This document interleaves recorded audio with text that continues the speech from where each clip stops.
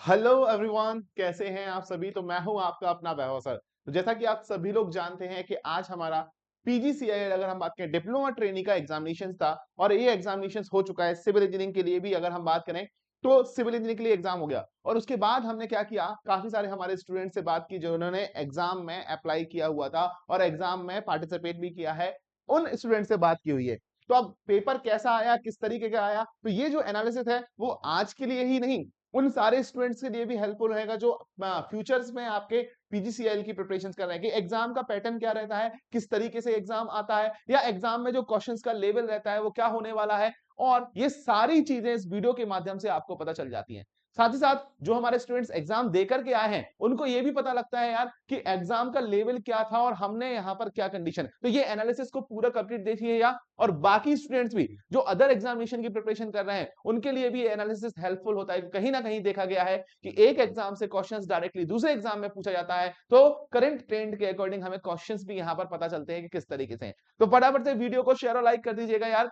और आप नए हैं चैनल पे तो चैनल को सब्सक्राइब कर लीजिएगा, क्योंकि आपने देखा है कि सुबह 10 बजे वैभव सर की डेली क्लासेस चलती है जो कि पीजीसीएल के लिए थी, और काफी स्टूडेंट का मानना था कि यहां से काफी कुछ हेल्पफुल चीजें निकल के आई है। और जो दो प्रीवियस ईयर पेपर सॉल्व किए थे उसमें से अगर हम बात करें तो डायरेक्टली जनरल साइंस के जो क्वेश्चन थे डायरेक्टली वहां से हमें देखने को मिल गए हैं। तो अगर पेपर पैटर्न की बात करें तो ऑब्जेक्टिव टाइप क्वेश्चंस थे आपके। और अगर हम बात करें सुपरवाइजरी एप्टीट्यूड, जिसमें हम बात करें 50 क्वेश्चन यहाँ थे, 120 क्वेश्चन टोटल, 2 घंटे का टाइम था, 1/4 हमारा नेगेटिव मार्किंग निकल करके आ रही थी। तो यहाँ पर जो मैं बात करने वाला हूँ टेक्निकल में बात करने वाला हूँ। टेक्निकल के साथ साथ भी यहाँ पर आपको टेक्निकल के अंदर ही जो जनरल साइंस के क्वेश्चन थे वो देखने को मिले हैं। ठीक है, तो अगर मैं बात करूं यहाँ पर कि 1 बाय 1 सिविल इंजीनियरिंग की बात करता हूं, तो सिविल इंजीनियरिंग की बात करता हूं तो सिविल इंजीनियरिंग के अंदर अगर हम 1 बाय 1 बात करेंगे तो सिविल इंजीनियरिंग के अंदर तो पेपर जो रहा वो इजी टू मॉडरेट लेवल देखने को मिला है। बच्चों का कहना है कि सर जो पेपर रहा वो इजी टू मॉडरेट लेवल का देखने को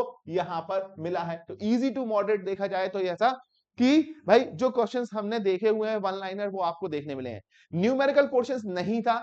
एक आध एस्टिमेशन में किसी बच्चे ने बोला है कि एस्टिमेट में एक हॉस्पिटल एस्टिमेट्स के रिगार्डिंग कुछ क्वेश्चंस था, बट एग्जैक्टली वो क्वेश्चंस याद नहीं है कि वो क्वेश्चंस क्या था।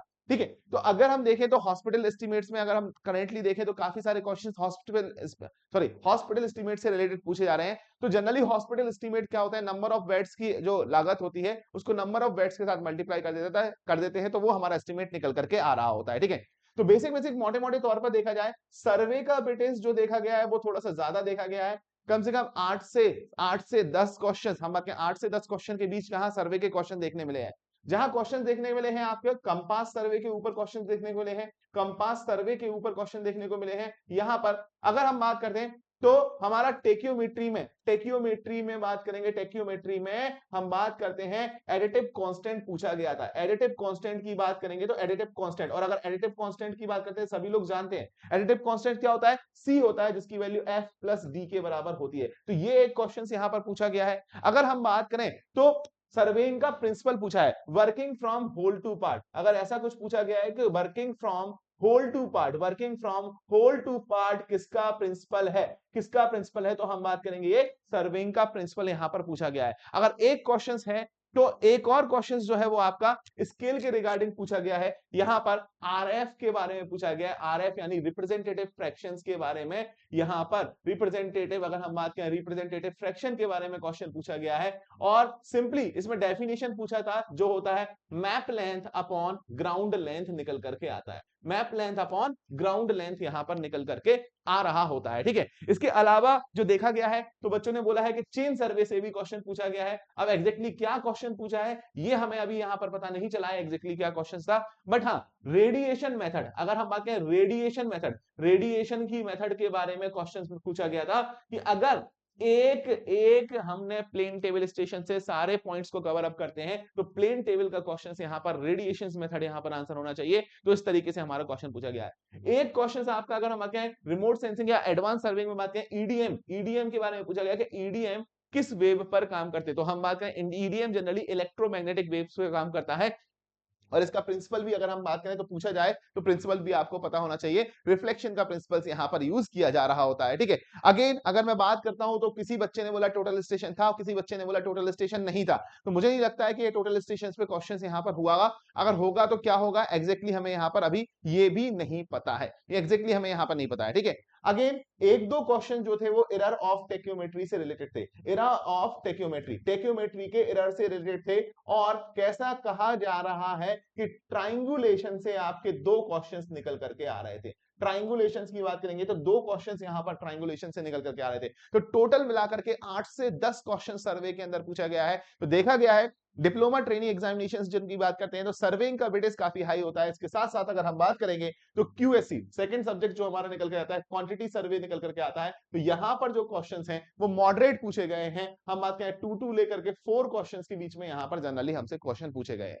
क्वेश्चन एक हॉस्पिटल यूनिट पे पूछा गया है या unit of measurement, unit of measurement की बात करेंगे तो यूनिट ऑफ मेजरमेंट में पूछा गया है कि भैया ब्रिक वर्क या ऐसा कुछ बोला गया है, ब्रिक वर्क के लिए जो एक्सकेवेशन वर्क करेंगे उसको किसमें मेजर किया जाएगा। तो अगर हम बात करते हैं अर्थ वर्क एक्सकेवेशन करते हैं या ब्रिक वर्क के लिए बात करते हैं, अर्थ वर्क या ब्रिक वर्क की बात करते हैं, तो दोनों का ही मेजरमेंट हम किसमें करते हैं, मीटर क्यूब में कर रहे होते हैं। दोनों का ही मेजरमेंट किसमें करते हैं, मीटर क्यूब में कर रहे होते हैं। तो डायरेक्टली यहां पर क्वेश्चन यहां पर देखा गया है। ठीक है, इसके अलावा बच्चों को ज्यादा क्वेश्चंस यहां पर याद नहीं है कि यहां पर किस तरीके के क्वेश्चंस यहां पर पूछे गए। लेकिन अगर building material and concrete technology को मिला दिया जाए तो कम से कम अप्रोक्सीमेटली 12 से लेकर के 13 क्वेश्चंस बच्चों का कहना है यहां पर पूछे गए हैं। एक क्वेश्चन पूछा गया रिटार्डर के रिगार्डिंग कि भैया अगर हम बात करते हैं यहां पर कि अगर सेटिंग टाइम को इंक्रीज करता है तो सेटिंग टाइम क्या करेगा, सेटिंग टाइम को इंक्रीज करने के लिए हम कौन सा एडमिक्सचर यूज करेंगे, तो वो हमारा कौन सा होगा, रिटार्डर कहे जाते हैं। तो रिटार्डर कहे जाते हैं, ऐसा क्वेश्चन था, एक्सीलरेटर होगा, रिटार्डर होगा, क्या होगा, तो वो क्वेश्चन यहां पर पूछा गया है। ठीक है, नेक्स्ट अगर हम बात करते हैं यहां पर ब्रिक, और अगर हम बात करें ब्रिक या फिर हम बात करेंगे यहां पर ब्रिक एंड स्टोन के properties related question, stone property पर हमारे क्वेश्चन पूछे गए हैं, ब्रिक एंड स्टोन प्रॉपर्टी पर हमारे क्वेश्चन यहां पर पूछे गए हैं। तो ब्रिक एंड स्टोन प्रॉपर्टी की भी बात करेंगे। ठीक है, अगर हम बात करें सीमेंट एंड लाइम पर क्वेश्चन पूछा गया है तो सीमेंट एंड लाइम को भी कंसीडर किया गया है। जबकि लाइम में जो क्वेश्चन था कौन सा लाइम इमीडिएटली हाइड्रोलिसिटी प्रोवाइड करता है, कौन सा लाइम इमीडिएटली हाइड्रोलिसिटी प्रोवाइड करता है, वो हमारा यहां पर लाइम से रिलेटेड क्वेश्चन पूछा गया है। एक पूछा गया विंडो के शेप के रिगार्डिंग, विंडो के शेप के, जैसे कि हमने बात किया है कि अगर छत पे कोई विंडो है और बाहर साइड पे प्रोजेक्शन है तो हमने सन ग्लासेस विंडो या हम विविल्ड विंडो, अगर हम डिफरेंट तरीके के विंडो को जो हमने क्वेश्चंस में डिस्कशन किया है उस तरीके से विंडो पर क्वेश्चन पूछा गया है। और किसी किसी स्टूडेंट का कहना है कि डोर्स पर भी क्वेश्चन है, बट कोई स्टूडेंट का कहना है कि डोर्स पर क्वेश्चन नहीं है, बट एग्जैक्टली मुझे नहीं पता है कि यहाँ पर क्वेश्चन थे भी और नहीं। ठीक है, तो अगर हम बात करें तो ये सारे क्वेश्चंस हमें पूछे गए हैं। अगर एक और क्वेश्चंस यहां पर बात करें कि रेनफोर्समेंट में कौन सा मटेरियल यूज नहीं करते थे, तो वहां पर अगर हम बात करें रेनफोर्समेंट में मटेरियल यूज जो नहीं करते हैं वो ब्रिक को यूज नहीं किया जाता है। जैसे कि अगर मैं बात करूं वहां पर जो ऑप्शंस थे सीमेंट था, सीमेंट के अलावा अगर हम बात करें तो सीमेंट के अलावा हमारा क्या है, सीमेंट के अलावा हमें कुछ और मटेरियल भी हो सकते हैं। जैसे हम बात करते हैं सीमेंट दिया हुआ था या लाइम दिया हुआ था या हम बात करते हैं एग्रीगेट दिए हुए थे, सैंड दिए होते हैं, तो ये सारे रेनफोर्समेंट के अंदर होते हैं। But brick generally reinforcement brick work हम करते हैं, बट अगर इनमें से ऑप्शंस देखना चाहे तो ब्रिक एज अ कॉमनली अगर हम बात करें तो यहां पर यूज नहीं किया जाएगा। नेक्स्ट अगर क्वेश्चन देखा जाए तो वर्केबिलिटी ऑफ फ्रेश कंक्रीट भी पूछा गया है। वर्केबिलिटी अगर हम बात करते हैं ऑफ फ्रेश कंक्रीट के बारे में पूछा गया है कि कितना होगा। ठीक है, और अगर हम बात करते हैं इन कंक्रीट सस्पेंडेड सॉलिड की लिमिट पूछा गया, इन कंक्रीट सस्पेंडेड सॉलिड की लिमिट्स के बारे में यहां पर क्वेश्चन पूछा गया है कि इसकी लिमिट हमें कितनी रखना है, सस्पेंडेड सॉलिड्स की लिमिट कितनी रखना है। तो ये जो क्वेश्चन है सारे के सारे मैंने आपके जो सुबह 10 बजे सेशंस होता है उनके अंदर आपको करवाए हुए हैं। जितने भी क्वेश्चन है मेंसली क्वेश्चन, और जो हमने प्रीवियस ईयर पेपर सॉल्व किए थे उस टाइम पे मैंने स्लंप की भी सारी वैल्यू यहां पर आपको बताई हुई थी कि किस तरीके से स्लंप की वैल्यू निकाल करके लाते हैं। ठीक है, अगेन हम बात करेंगे यहां पर, तो ये जो बेसिक क्वेश्चन है building material and concrete technology के बारे में पूछे गए हैं। नेक्स्ट अगर मैं आरसीसी की बात कर रहा हूं तो आरसीसी में कुछ क्वेश्चन बहुत सिंपल पूछे गए हैं। जैसे हम बात करें आईएस 875 पार्ट 1 किसके लिए यूज होता है, तो हम सभी को पता है डेड लोड के लिए हम 875 पार्ट 1 को यहां पर यूज कर रहे होते हैं। ठीक है, अगर हम बात करते हैं तो पीएससी प्री स्ट्रेस कंक्रीट की बात करेंगे तो इसका कोडल प्रोविजन क्या है, इसका कोडल प्रोविजन क्या है, तो आईएस 1343 हम बात करते हैं, सभी को पता होगा। ठीक है, नेक्स्ट हम बात करते हैं एसपी 16 किसके लिए यूज होता है, तो कंक्रीट, अगर हम बात करें कंक्रीट में हम एसपी 16 को कहां पर यूज करते हैं, कंक्रीट के केस में हम इसको यूज कर रहे होते हैं। एसपी 16 जो होगा वो हमारा कंक्रीट रिलेटेड कंडीशंस में हमारा यूज कर रहे होते हैं। ठीक है, फिर हमसे एक क्वेश्चन पूछा गया कंपोजिट फ्लोरिंग पे, कंपोजिट फ्लोरिंग पर हमारा एक क्वेश्चन पूछा गया है, तो कंपोजिट फ्लोरिंग पर भी एक क्वेश्चन है। तो ओवरऑल देखा जाए तो आरसीसी का वेटेज नॉमिनल रहा है, 5 to 6 क्वेश्चंस यहां पर देखने को मिले हैं, बट यहां पर देखने को मिल रहा है कि कोडल प्रोविजन से ज्यादा क्वेश्चंस देखने को मिल रहे हैं। ठीक है, अगर स्टील में बात करें तो स्टील की बात करते हैं यहां पर, एक मिनट, ओके। सो स्टील की बात करेंगे तो स्टील स्ट्रक्चर के अंदर जो क्वेश्चंस हैं, वो स्टील स्ट्रक्चर के अंदर जो हम बात करें, एक क्वेश्चन बच्चे ने बताया कि दो मेंबर हैं, एक ही प्लेन में हैं और 90 डिग्री पर ज्वाइंट करना है। तो वेल्डिंग का क्वेश्चन, तो अगर ऐसे 90 डिग्री पे करना है तो फ्लैट होता रहता है। अगर सेम प्लेन की बात करें तो बट वेल्डिंग भी यहां पर निकल करके आ सकता है, बट वेल्डिंग की बात करेंगे तो बट वेल्डिंग भी यहां पर निकल करके आ सकता है। तो ये हमारा हम बात करते हैं, ये कंडीशन निकल करके आएगा। ठीक है, और एक और जो कंस्ट्रक्शन टेक्नोलॉजी में क्वेश्चन पूछा गया था, कंस्ट्रक्शन से रिलेटेड कोडल प्रोविजन, आईएसओ कोडल प्रोविजन कुछ पूछा गया है, ऐसा बच्चों का कहना है। बट वो आईएसओ, अगर हम बात करते हैं कौन सा कोडल प्रोविजन पूछा गया है या आईएसओ के रिगार्डिंग क्वेश्चन पूछा गया है, तो वो आईएसओ के रिगार्डिंग क्या क्वेश्चन है, अगर किसी को याद है तो कमेंट सेक्शन में प्लीज मेंशन कर देना यार, कमेंट सेक्शन में मेंशन कर देना, उसको भी हम यहाँ पर अब देख लेंगे। ठीक है, तो अगर हम देखें तो यहाँ पर ज्वाइंट पर क्वेश्चन पूछा है, जिसमें हम बात करें welded joint and bolted joint, welded and bolted की बात करेंगे, दोनों ज्वाइंट्स पर क्वेश्चन पूछा गया है। एक क्वेश्चन तो यहां पर कौन सा पूछा गया है कि अगर देखा जाए तो अगर हम बात करते हैं कौन सा ज्वाइंट्स, अगर हम बात करते हैं स्टील में यूज नहीं, बोल्ट के रिगार्डिंग कौन सा ज्वाइंट, बोल्ट के रिगार्डिंग ही शायद क्वेश्चन पूछा गया कि कौन सा बोल्टेड ज्वाइंट जो है वो हम स्टील स्ट्रक्चर के अंदर यूज नहीं करते हैं, स्टील स्ट्रक्चर के अंदर यूज नहीं करते हैं। जबकि इरिगेशन और हाईवे में देखा जाए तो हाईवे में किसी किसी बच्चे का कहना है कि सर एक क्वेश्चन शायद साइड डिस्टेंस पे कुछ था, साइड डिस्टेंस के रिगार्डिंग कुछ क्वेश्चन था, बट काफी बच्चों का कहना है कि हाईवे और इरिगेशन के क्वेश्चंस ऐसे कुछ याद नहीं है सर, और यहाँ पर नहीं देखने को मिले हैं, बहुत कम, या फिर हम बोले एक या दो क्वेश्चन है जिसके कारण बच्चे उसको याद नहीं कर पा रहे हैं। जबकि सॉइल मैकेनिक्स के अंदर, सॉइल मैकेनिक्स के अंदर अगर मैं बात करूंगा तो सॉइल मैकेनिक्स के अंदर जो है वो हमारा 7 to 9 क्वेश्चन यहाँ पर देखने को मिले हैं। एक डायरेक्ट क्वेश्चन देखने को मिला है, वेन शेयर टेस्ट किसके लिए यूज होता है, अगर देखा जाए तो वेन शेयर टेस्ट, अगर वेन शेयर टेस्ट की बात करते हैं तो हम बात करते हैं सॉफ्ट क्ले के लिए जनरली हम यहां पर यूज करते हैं, तो सॉफ्ट क्ले के लिए बात करेंगे यहां पर हम जनरली यूज करते हैं, तो सॉफ्ट क्ले यहां पर आंसर हो जाना चाहिए था। ठीक है, एक क्वेश्चन जो है वो टेरजागी अजम्पशंस पे पूछा गया है, किस पर, टेरजागी अजम्पशन। अब टेरजागी के अजम्पशंस कहां पर, टेरजागी के अजम्पशंस जो है वो वन डायमेंशनल कंसोलिडेशन थ्योरी के अंदर पूछा गया है, किसके, वन डायमेंशनल कंसोलिडेशन थ्योरी के अंदर हमारा ये क्वेश्चन यहां पर पूछा गया है। ठीक है, अगर हम बात करें तो एक क्वेश्चन डायरेक्टली पूछा था कि अगर अगर हम बात करते हैं जो अर्थ रिटेनिंग स्ट्रक्चर होता है अवे फ्रॉम द फिल जा रहा है, अवे फ्रॉम द फिल, अगर हम अर्थ रिटेनिंग स्ट्रक्चर है अवे फ्रॉम द फिल जा रहा है तो उसको क्या बोलेंगे, एक्टिव प्रेशर स्टेज बोला जाएगा। एक्टिव प्रेशर कंडीशन पे हम बात करते हैं, क्वेश्चन पूछा गया है अवे फ्रॉम, अगर हम बात करते हैं तो structure away from backfill, away from backfill movement हो रहा है, अवे फ्रॉम बैकफिल अगर हम बात करते हैं यहां पर मूवमेंट हो रहा है तो वहां पर हम बात करते हैं active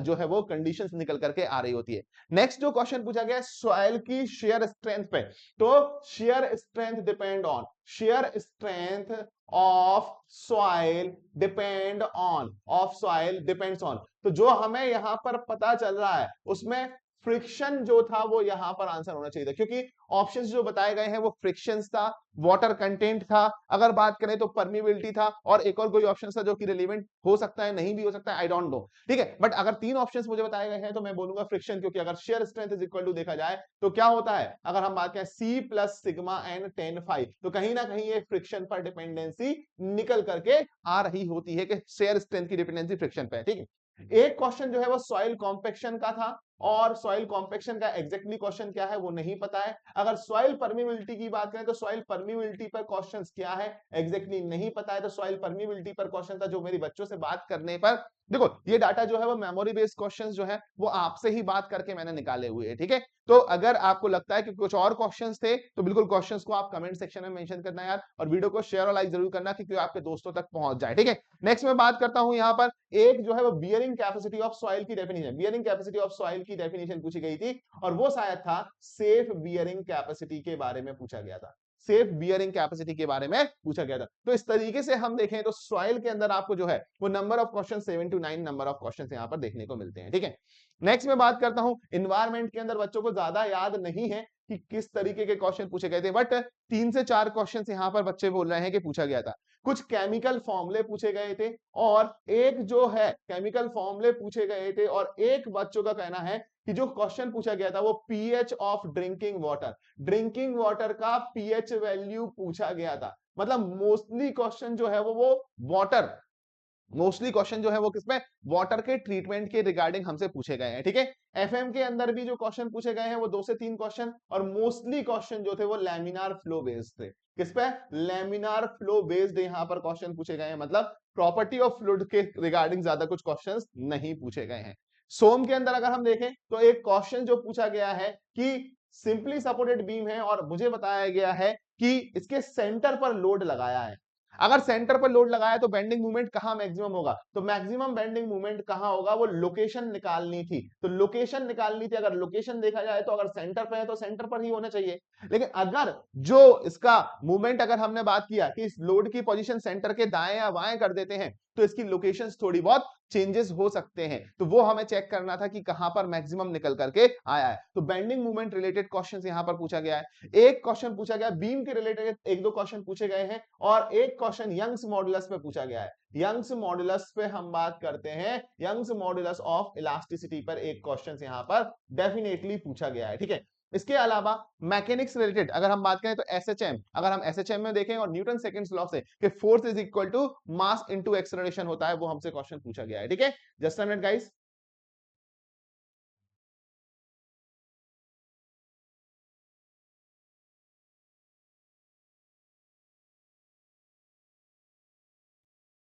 Just a minute, guys.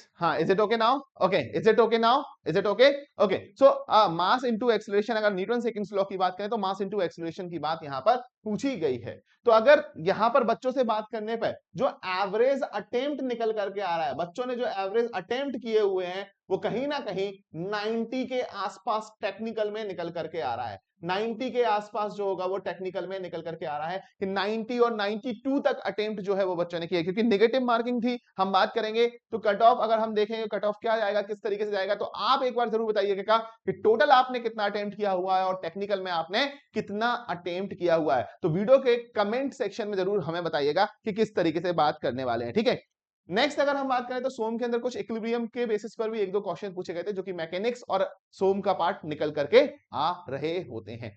तो ये तो वो क्वेश्चन थे जो हमारे स्टूडेंट्स ने हमें बताए। अगर आपके पास और भी क्वेश्चन है तो कमेंट सेक्शन में बताइएगा, जो कि फ्यूचर्स अगर हम बात करते हैं जो एस्पिरेंट्स होंगे उनके लिए काफी हेल्पफुल हो जाएगा। ठीक है, और वीडियो को शेयर और लाइक कर दो। और साथ ही साथ अगर हम बात करें तो एसएससी का 2024 का परेशान हैरान नहीं होना है। इस वीडियो के डिस्क्रिप्शन में जैसे ही आप जाओगे तो एसएससी 2024 का अगर हम बात करते हैं बैच यहां पर लॉन्च हो चुका है और सफलता बैच चल ही रहा है, चाहे आप किसी भी एजेई की प्रिपरेशन कर रहे हैं। और सुबह 10 बजे का मेरा यूट्यूब सेशन भी चल रहा है। ठीक है, लगातार रहेगा, वो आपके लिए रहेगा। ठीक है, तो यहां पर आप एसएससी लाइव बैच भी यहां पर मिशन सिलेक्शन बैच यहां पर ले सकते हैं। और साथ ही साथ अगर मैं बात करता हूं यहां पर सफलता बैच आपको मिल ही रहा है, इसके साथ साथ और जितने अपकमिंग बैच होंगे वो भी यहां पर ऐड ऑन हो जाएंगे। तो आरआरबी और एसएससी के लिए लग जाना है हमें बिल्कुल तरीके के साथ। और अगर आपका कोई स्टेट इंजीनियरिंग एग्जाम है तो उसके लिए नॉन टेक्निकल और टेक्निकल सभी कुछ पोर्शंस यहां पर मिलेंगे। साथ ही साथ मैं बात करूंगा इसमें नोट्स मिलेंगे और आपको 6000 से ज्यादा प्रैक्टिस सेशन मिलेंगे। तो 6 मंथ सब्सक्रिप्शन एनरोल कर लो विदाउट, बिना सोचे मैं बोल रहा हूं, क्योंकि जो सफलता बैच चल रहा है उसमें बच्चों को बहुत मजा आ रहा है। जहां हम बात करें बेसिक से लेकर के एडवांस तक की सारी प्रिपरेशन, तो इसको डिस्काउंट लेना है तो क्या करेंगे, VAIVHAV और वैभव कोड को जैसे ही अप्लाई करेंगे तो यहां पर देखो 6 मंथ AJE 4289 में मिल जाएगा। क्या यूज करना है, वैभव कोड को यहां पर यूज करना है। क्या यूज करना है, वैभव कोड को यूज करना है। और ये ऑलराउंडर कोड है जो कि हम टेक्स्ट बुक सुपर कोचिंग के किसी भी कोर्सेज पर मैक्सिमम आपको डिस्काउंट दे रहा होता है। ठीक है, चलेगा। तो मिलते हैं एक छोटे से ब्रेक के बाद। सुबह 10 बजे की क्लास बिल्कुल नहीं भूलना है। Okay, thank you.